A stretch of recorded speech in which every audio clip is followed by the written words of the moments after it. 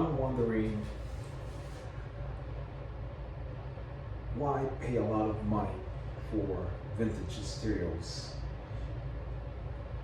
if I'm just gonna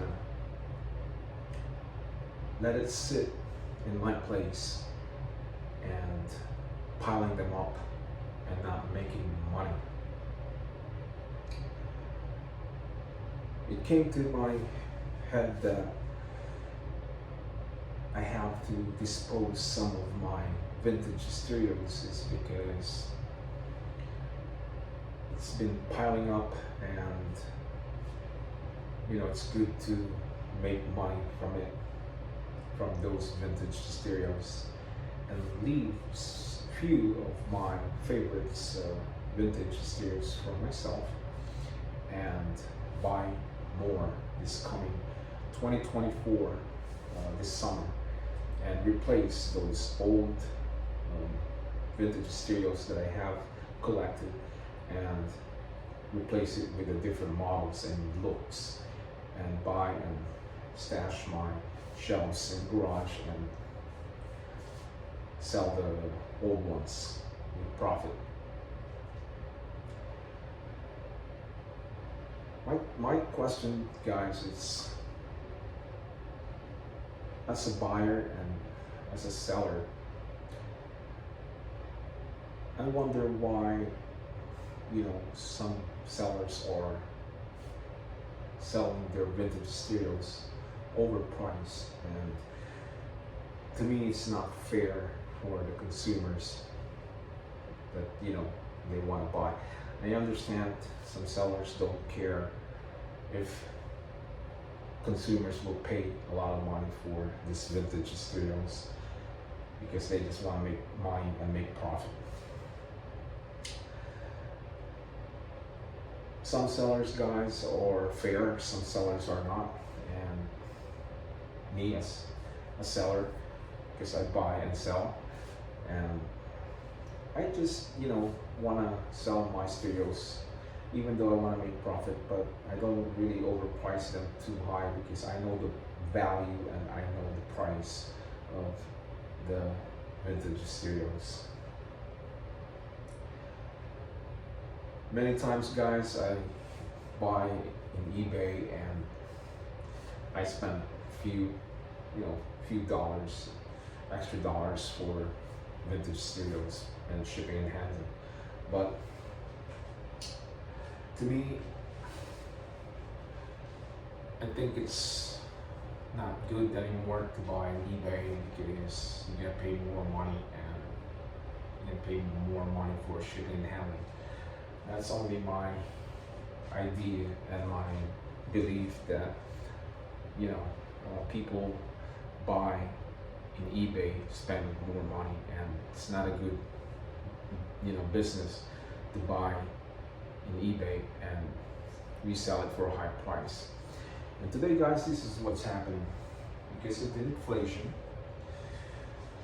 What's happening is the higher price you sell your vintage stereos online, for example, in eBay or Facebook Market or OfferUp. The thing today, guys, people are getting smarter now. People are noticing that the price is going up and nobody wants to buy that much anymore. Especially those people that they've been buying for a long time. From their experience, they know already. So they will not buy anymore just like that. Same thing like me. I've been experienced for many years about collecting and buying, and I know the price and I know what to buy and not to buy. When it's overpriced, then I'm not gonna buy it. So this is what happened online from those people that they're selling their vintage stereos for a high price. It takes a long time because nobody really wants to buy that anymore, especially today that we have the inflation, the economy, so not a lot of people will eat that bait right away. So for some new folks, they don't know anything about buying and reselling, of course they will buy that and they will waste their money. So it's good to know, to have knowledge about buying and reselling. Um, Vintage stereos, guys, they are from the 70s and 80s, and to be honest, some of the vintage stereos are not that expensive. Some of vintage stereos are, for example, Marantz, Sansui, Pioneer, Techniques, Harman Kardon, Lafayette, Aquaface, and especially Macintosh. So these are the vintage stereos, except for Macintosh, especially the modern ones. But there's Macintosh like vintage, but these are the expensive, the high ends, top of the line stereos from the set. And the other thing, guys, when it's top of the line vintage stereos, they cost more money. We all know that, and they are not less than $100. They are a couple hundreds up to $1,000, and that is a high price. The high-end vintage stereos, guys, I know it sounds good. The looks, the sounds, the quality.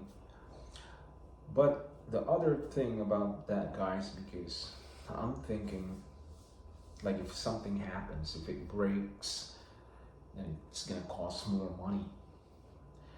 The high price stereos, when you buy those stereos used, and there's a possibility that it's gonna break, because these stereos, guys, they are built in the 70s and up to today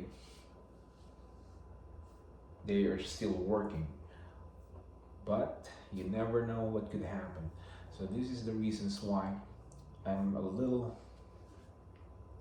it's a little sketchy when when it comes to expensive stereos, because I have a feeling that it could break in any given time. So to me, maybe I will buy the Sansui 8080 or 9090 DB, but that's about it.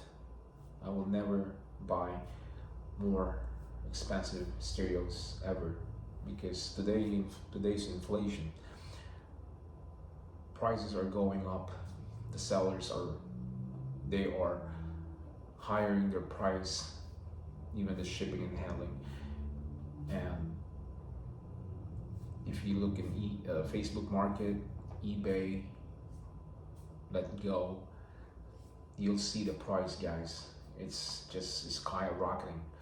So this is why I like to buy my stereos in flea market, because I don't have to pay taxes, I don't have to pay shipping and handling, and I can always ask for a lower price, like a discount if I want to. So this is how I gamble with the sellers in flea market. So definitely I will start buying again next year, 2024, when the summer comes and people are bringing some new stuff.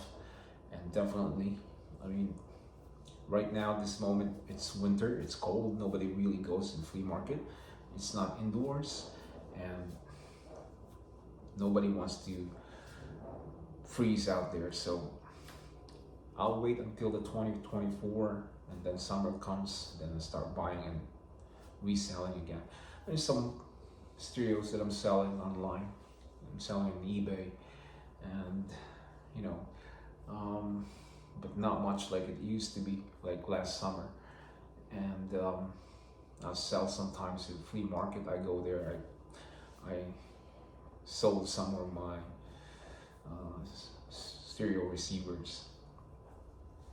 And so today, guys, you really have to, be smart with your money because of the inflation. Everything is expensive and everything is raising up their prices, and it's not good for the buyers, the consumers, and it's not fair for other people out there, including myself, to buy and pay for this kind of price. So I'm trying to avoid that nowadays because I think it's not fair, and those sellers, they just want some profit and make more money from their vintage stereos. So for some of you guys out there, you know, if you buy some stereos, make sure that you check online first. Make sure you Google it first, the price. Go watch YouTube, see the functionality of the stereo, and if you like it, then don't just because you like the looks, and then you just buy it for $250, $350, $450. So you have to study and know this vintage stereos before you buy it. So all my stereos, guys, I pay a good price, low price, and that's how I do it. I don't pay a lot of money for my vintage stereos. That is the skills that I have, and how to find this vintage stereos out there, and getting the good stuff, but not to pay a lot of money. So there's nothing else that I can think of, but vintage, guys, is not all vintage is not pricey. Okay, the price of stereos, even though they're 70s, it's not always expensive. So I don't understand why other people think that because it's vintage, it costs $350 or more, and the brand is not that great. So it's not popular brand. I understand Marantz, Sansui, yeah, Pioneer, but other brands, even some of Marantz doesn't cost a lot of money. But when you see it in eBay, they higher the price, And then Sansui, not all Sansui guys are expensive. So you just gotta know what you're buying, and you gotta know what you're doing, So I don't know why some people sell their stereos for a higher price. It's gonna take a long time to sell those stereos. If people are smart, people know, they're not gonna buy it. People that doesn't really know, then they get excited, they buy it. They charge it with credit cards, they buy it, And then later they might regret. And then when they see somebody selling it for cheaper, for the fair price, then they get mad. So not all vintage are expensive. So guys, another video here, and yeah, something to discuss about vintage stereos. And I hope you like this video, and for some of you guys in this video, please click the subscribers, and yeah, and hit all. So guys, thanks for watching again, and I will see you again next time. For now, say bye bye.